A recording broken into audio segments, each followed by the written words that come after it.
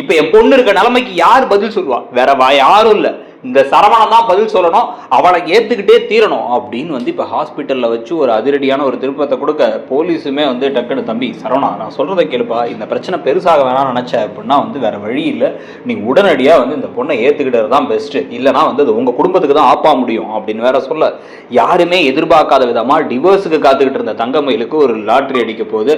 அதுக்கு முன்னாடி பாத்தீங்க அப்படின்னா இந்த ப்ரெடிக்ஷனை பாக்குறதுக்கு முன்னாடி முதல்ல இப்போ தங்கமயில் காலையில் எழுந்தோன்னா அவங்க அம்மா, என்ன தூங்கிட்டு இருக்கியா, நல்லா தூங்குனியா, காஃபி போட்டு தரவா, அடுத்து என்ன வேணும் உனக்கு, இட்லி 3 வகை சட்னி எல்லாம் வச்சு தரட்டுமா அப்படின்னா, ஏமா இப்படி பேசுற அப்படின்னா, அப்புறம் வேற என்னடி பண்றது, வந்ததுக்கு அப்புறம் அழுதுகிட்டு உட்காந்துருந்த, இங்கேருந்து ஸ்டேஷனுக்கு போன, ஸ்டேஷனுக்கு போய் எங்களை போட்டு கொடுக்க பார்த்த, இந்நேரம் அந்த ஆளுங்க மட்டும் ஓவர் நல்லவனுங்க தான் அந்த குடும்பம், இந்நேரம் அவனுங்க மட்டும் டக்குன்னு திரும்பி இந்த குடும்பத்து மேல நாங்க கேஸ் கொடுக்குறோம், எங்களை அவமானப்படுத்திட்டாங்க, எங்களை காயப்படுத்திட்டாங்க, எங்களை கஷ்டப்படுத்திட்டாங்க, பொய்யா சொல்லிட்டாங்கன்னு சொல்லியிருந்தா இந்நேரத்தை நகை போட்டதுல இருந்து எல்லா விஷயத்துக்கும் சேர்த்து நம்மளை தூக்கி உள்ள வச்சிருப்பாங்க.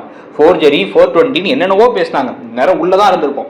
எல்லாத்துக்கும் காரணம் நீ தான், யாருக்காக நான் பண்ணணும், அவளே என் முதுகுல குத்திட்டான் அப்படிங்கும் போது, ஏமா அப்படிலாம் பேசுறேன், நான் என்னமா முதுகுல ஏமா குத்துறேன், அவங்க எல்லாம் என்ன வெறுத்துருவாங்கம்மா அப்படின்னா, இதே சும்மா எதையா பேசிட்டு இருக்காரு, நீ எல்லாம் இருக்கிறது ஒண்ணுதான், இல்லாத ஒண்ணுதான், முதல்ல அந்த வீட்டுல போய் எதையாச்சும் ஒன்று செஞ்சுட்டு வாழன்னு சொன்னேன், திருப்பி அந்த வீட்டுல போய் சேர்றதுக்கு வழி என்னவோ அதை பாரு, இல்ல இங்கேயே உட்காந்துக்கலாம்னு முடிவு பண்ணிட்டியா, உனக்கு உன் புருஷன் வேணாமா அப்படின்னு இல்லம்மா எனக்கு அவர் வேணுமா அப்படின்னு முடிவு பண்ணி இப்ப தங்கமயில் ஒரு விஷயத்த செய்ய, அது வேற மாதிரி ஒரு விதமான ஆப்பா முடிய போகுது கடைசியில. ஆனா அது யாருக்கு பெரிய ஆப்பாக போகுதுன்னா சரவணனுக்கு தான். ஸோ அந்த எதிர்பாராத ட்விஸ்ட்டுக்கு முன்னாடி பாத்தீங்க அப்படின்னா தங்கமயில் உடனடியாக கிளம்புறாங்க.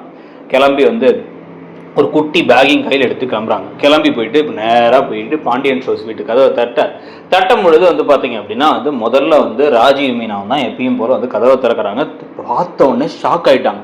10 நிமிஷம் கழிட்டு, அக்கா நீங்க எதுக்கு இங்க வந்தீங்க, எல்லாம் போதும், உங்களுக்காக பேசி நாங்களே திட்டு வாங்கிட்டு இருக்கோம், முதல்ல வெளில போங்க அப்படின்னு இவங்க 2 பேரும் கத்தும் பொழுது, என்னடி சத்தம் அப்படின்னு சொல்லிட்டு இந்த பக்கம் கோமதி வெளில வராங்க. கோமதி வெளில பாட்டு, நீ எதுக்கு வந்திருக்கீங்க அப்படின்னா, இல்ல அத்தை நான் எங்கேயும் போக மாட்டேன் அத்தை, நான் பண்ணது தப்பு தான் அத்தை, ஆனால் எனக்கு புரிஞ்சுக்கிட்டு தான் நான் அந்த இடத்துலையும் உண்மையும் சொல்லிட்டேன், அந்த நகை விஷயத்தை கூட நான் போய் சொல்லியிருக்கலாம், நான் சொல்லலை அத்தை, என்னை வீட்டுக்குள்ள சேர்த்துக்கோங்க அத்தை, நான் ஒரு மூளையில இருந்துக்கிறேன் அத்தை அப்படிங்கும்போது பேசும்பொழுதே மூளையில இருந்துக்கிறியா, நகை விஷயத்த சொல்லிட்டியா, கோர்ட்ல ஏறி உன்னை வரதட்சணை கொடுமை பண்ணாங்க, உன்னை போட்டு அடிச்சாங்க, வயிற்று இருக்க கருவை கிடைச்சது நாங்க தான் பேசினீங்க, மறந்துட்டியா அதெல்லாம் மறந்துட்டியா அப்படின்னு சொல்லிட்டு என்ன பண்றாங்க, பிடிச்சி தள்ளுறாங்க. வெளில போன்னு தள்ளிக்கிட்டு இருக்கும் போதே குழலி வெளில வந்துடுறாங்க.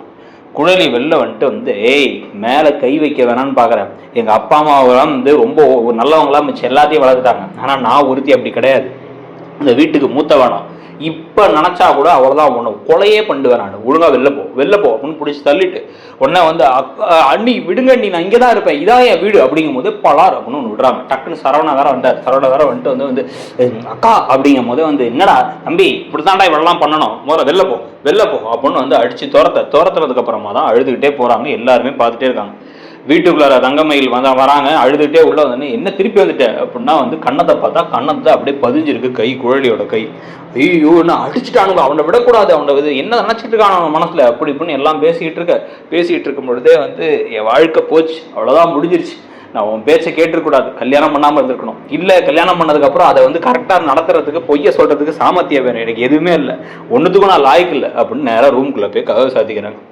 கதவை சாத்தினதுக்கு அப்புறமா தான் இவங்க இங்க புலம்பிக்கிட்டு இருக்காங்க. அங்க பாண்டியன் எதுக்கு மேல கை வச்ச குழலி, தேவையில்லாத வேலை பண்ணி வச்சிருக்கேன், நீ எதுக்கு அப்படின்னா உனக்கு போவோம், அப்படின்னா ஆத்திரம்னா அப்புறம்பா அவ பேசாம இங்கதான் வருவேன், இதான் என் வீடுங்கிறாப்பா, உரிமை கொண்டாடுறாப்பா அப்படின்னு அவங்க பேசிக்கிட்டு இருக்கும் பொழுதே கால் வருது. போலீஸ்ல இருந்து கால் பண்ணி உடனே ஹாஸ்பிட்டலுக்கு வாங்க, இந்த ஹாஸ்பிட்டலில் இருக்கும், கொஞ்சம் சீரியஸான விஷயம், உடனே கிளம்பி வாங்க, நீங்கள் உங்கள் பையன் எல்லாருமே கிளம்பி வாங்க அப்படின்னு ஒன்று அவசரமாக என்ன ஆச்சுன்னு ஒன்றும் புரியலன்னு போனால் டக்குன்னு அங்கே போய் பார்த்தா அங்கே போலீஸ் மேலே வாங்க, இந்த ரூமுக்கு வந்துருங்க அப்படின்னு சொல்ல ரூமுக்கு உடனே கிளம்பி போகிறாங்க.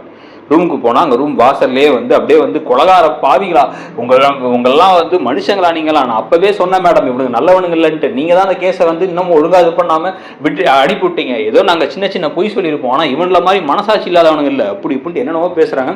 குழலியை பார்த்து இவதான் இந்த கொலகாரி தான், இவன் மேலே தான் நாங்கள் கேஸ் கொடுக்குறோம் அப்படி இப்படிலாம் பேசிக்கிட்டு இருக்க, என்ன நடக்குதுன்னு ஒன்றுமே புரியாமல் அவங்கெல்லாம் திருதுன்னு முடிக்கிறாங்க.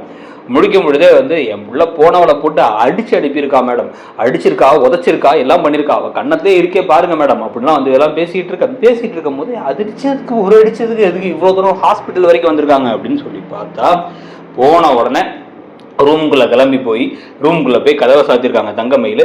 நைட் வரைக்கும் சாயங்காலம் வரைக்கும் ஆயிடுச்சு, சாப்பிடவே இல்லையே அப்படின்னு சொல்லிட்டு வந்து நானாச்சும் பார்க்குறேம்மா அப்படின்னு சுடர் போய் கதவை தட்டி பார்த்தா கதவே திறக்கல. அதுக்கப்புறம் பக்கத்து வீட்டில் இருக்க ஆளுங்கள்லாம் கூப்பிட்டு கதவை உடச்சி உள்ளார போய் பார்த்தா பயங்கர நிலையில் வாயெல்லாம் நுரதள்ளி உட்காந்துருக்காங்க. என்னத்தை சாப்பிட்டாங்க என்ன செஞ்சாங்கன்னு யாருக்குமே தெரியலன்னா இப்போ ஹாஸ்பிட்டலில் கொண்டு வந்து சேர்த்துருக்கோம். என் பொண்ணை மன உளைச்சல் ஏற்படுத்தி இப்படி சாகிற நிலைமை கொண்டு வந்து விட்டு அவள் உயிருக்கு போராடிட்டு இருக்கிறது காரணம் இந்த குடும்பம் தான் மேடம். இது புது கேஸாக நான் போடுறேன், நான் வேற எந்த கேஸும் வேணாம். அந்த வந்து என் பொண்ணை குடும்பப்படுத்தாங்க அது இதெல்லாம் தாண்டி இந்த குழலிங்கிறவளை மெயினாக நான் எழுதி தரேன். அவளும் அவள் புருஷன், என் பொண்ணோட புருஷன் சரவணன், இவங்க 2 பேர் மேலேயும் வந்து கேஸ் போடுறீங்க. கேஸ் போட்டு அவங்க 2 பேரையும் வந்து உள்ள தள்ளியே தேரணும். என் பொண்ணை வந்து இப்போ அதெல்லாம் விட்டுருங்க, நாங்கள் போய் சொன்னால் அதெல்லாம் இருக்கட்டும். ஆனால் யார் இந்த உரிமையை கொடுத்தா என் பிள்ளைய வந்து மன கஷ்டப்படுத்தி அவமானப்படுத்தி இப்படி பண்ணுறதுக்கு அப்படின்னா அம்மா கொஞ்சம் பேசாமல் இருமா அப்படின்னா வந்து இல்லை இதை நான் விடமாட்டேன்னு பேசிக்கிட்டு இருக்கும் பொழுதே டாக்டர் வேற வெளில வராங்க. ரொம்ப இன்னுமே கவலைக்கிடமாக தான் இருக்காங்க. என்ன சாப்பிட்டாங்கங்கிறதே தெரியல எங்களுக்கும். டேப்லெட்ஸா இல்லை வந்து ஏதாச்சும் இதான்னு தெரியல, அதான் நாங்கள் செக் பண்ணிக்கிட்டு இருக்கோம் நாங்கள். ஆனால் வந்து எல்லாரும் ப்ரே பண்ணிக்கோங்க, நம்ம கையில் மட்டும் கிடையாது இல்லை அப்படிங்கிற மாதிரிலாம் வந்து பேசிட்டு போக. என் புள்ள மட்டும் ஏதாவது ஆச்ச உயிரை விட்டானா அவ்வளோதான்.